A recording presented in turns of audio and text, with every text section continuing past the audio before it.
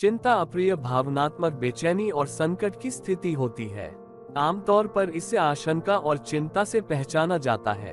व्यक्ति पर चिंता विकार का विनाशकारी प्रभाव हो सकता है। इस रोग के माध्यम से अधिकांश लोग अवसाद में पहुंच जाते हैं। चिंता केवल भौतिक प्रभाव ही नहीं रखती बल्कि इसमें कई भावनात्मक प्रभाव भी शामिल हैं। चिंता करने से मानव का मस्तिष्क शून्य हो जाता है। दोस्तों, आपने देखा होगा कि जब आप दुखी होते हैं तो आपके दुश्मन या करीबी रिश्तेदार फायदा उठाने की कोशिश करते हैं। वो तो चाहते हैं कि आप थोड़ा डगमगाए तो वो बाजी मार ले। ये इंसान की फितरत होती है, दूसरे को नुकसान पहुंचाने की। चलिए हम एक उदाहरण से समझने की कोशिश करते हैं कि चिंता हमें किस कदर तक कमजोर कर सकती है। एक गांव में गरीब नौजवान रहता था।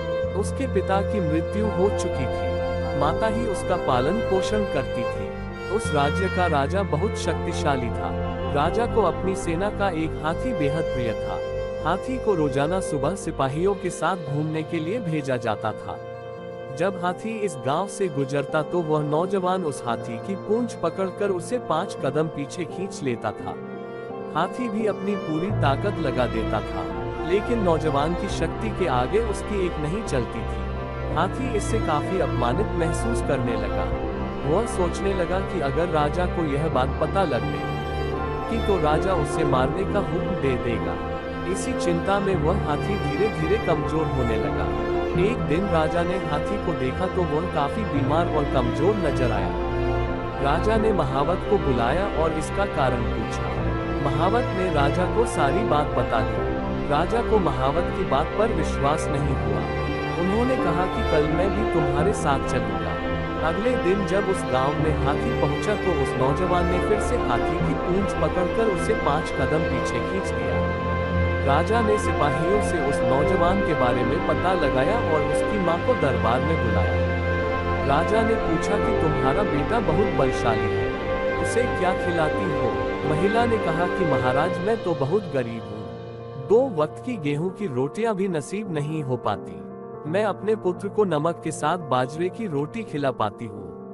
राजा ने कहा कि तुम्हारे पुत्र को सेना में उच्च पद दिया जाएगा, लेकिन इसके बदले में तुम्हें अपने पुत्र को भोजन परोसते वक्त रोटी के साथ नमक नहीं देना है।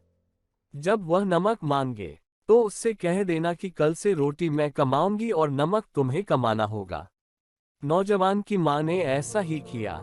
यह सुनकर वह नौजवान चिंता में डूब गया। उसने कभी काम नहीं किया था। उसे चिंता सताने लगी कि मैं नमक कैसे कमाऊंगा। अगले दिन राजा का हाथी फिर उस गांव में आया तो नौजवान ने हाथी की पूंछ पकड़कर उसे पीछे खींचने की कोशिश की, लेकिन आज तो हाथी को वह रोक नहीं सका, बल्कि हाथी उसे खींचता हुआ लेकर चला गया। इस कहानी की सीख है कि चिंता इंसान की सबसे बड़ी दुश्मन है, जो उसकी सारी शक्ति, सारी क्षमताओं को खा जाती है। उस नौजवान ने चिंता में डूबकर अपनी सारी शक्ति भुला दी। इसलिए चिंता छोड़िए और चिंतन कीजिए कि चिंता से छुटकारा कैसे मिले, क्योंकि कर्म और फल का नियम अटल है। इसलिए चिंता में डूबे रहने की बजाय हर प्रकार की स्थिति में प्रसन्न रहना सीखिए। हम उम्मीद करते हैं ये वीडियो आपको अच्छी लगी होगी तो लाइक, शेयर और सब्सक्राइब जरूर करें, ताकि हम आपके लिए अच्छी वीडियो बना सके और शेयर कर सके, क्योंकि मन का मोटिवेशन बहुत जरूरी है। हर हर महादेव।